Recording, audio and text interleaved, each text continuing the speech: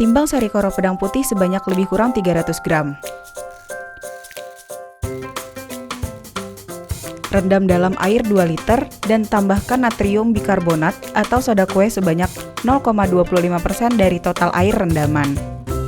Perendaman dilakukan selama 24 jam, dan setelah 24 jam akan diperoleh hasil rendaman kacang koro pedang putih seperti berikut. Selanjutnya, bilas kacang koro pedang putih menggunakan air bersih,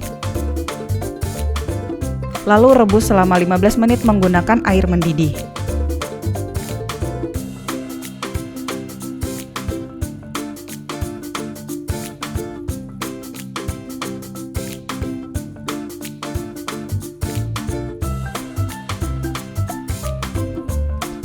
Kupas kulit kacang koro pedang putih hingga akan dihasilkan kacang koro pedang putih kupas. Timbang berat total kacang koro pedang kupas tersebut untuk mengetahui jumlah air yang akan digunakan untuk ekstraksi.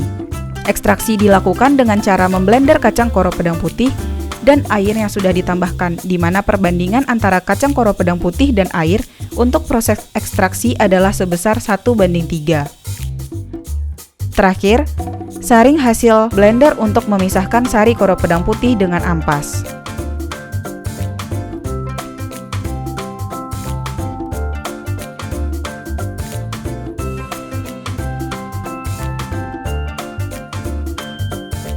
Sari koro pedang putih yang diperoleh diukur volume totalnya untuk mengetahui jumlah volume yang bisa digunakan untuk masing-masing perlakuan waktu fermentasi. Jika sudah diketahui, tambahkan susu skim bubuk sebanyak 4% ke dalam sari koro pedang putih masing-masing perlakuan, dan masukkan sari koro pedang putih yang telah ditambahkan skim bubuk ke dalam botol vial berukuran 500 ml. Selanjutnya, lakukan pasteurisasi pada suhu 60 hingga 65 derajat Celcius selama 30 menit. Sebelum kultur starter bakteri asam laktat diinokulasikan, sari koro pedang putih telah didinginkan terlebih dahulu. Inokulasikan sari koro pedang putih dengan starter bakteri asam laktat, Lactobacillus plantarum DET13 dan Streptococcus thermophilus DET11 sebanyak 1% dari total sari. Sari koro pedang putih yang telah diinokulasikan kultur starter selanjutnya diinkubasi pada suhu 37 derajat Celcius selama 15, 18, dan 24 jam. Sari koro pedang putih yang telah difermentasi akan terlihat seperti berikut dan akan digunakan sebagai bahan baku utama pembuatan es krim sari koro pedang putih terfermentasi.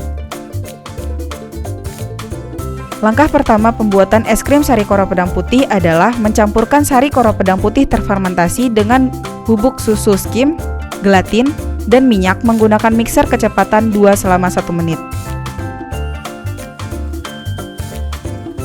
Lalu pisahkan 25% dari total larutan tersebut untuk melarutkan gula menggunakan proses pemanasan. Pemisahan tersebut dilakukan agar bakteri asam laktat yang telah tumbuh tidak mati akibat proses pemanasan tersebut. Tambahkan gula pasir, aduk, dan panaskan dengan api kecil hingga 40 atau 45 derajat Celcius. Setelah itu, turunkan suhunya sebelum dicampur kembali ke sari koro pedang putih awal.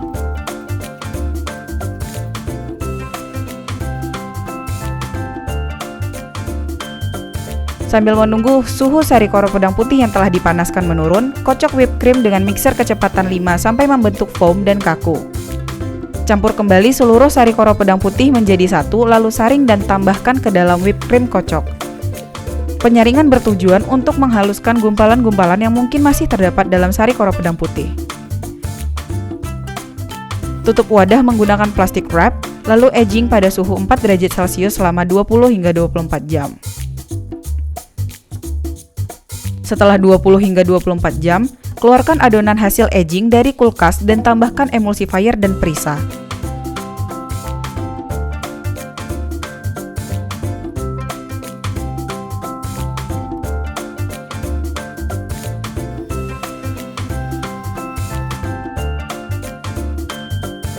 Lalu kocok menggunakan mixer kecepatan 5 selama 3 menit.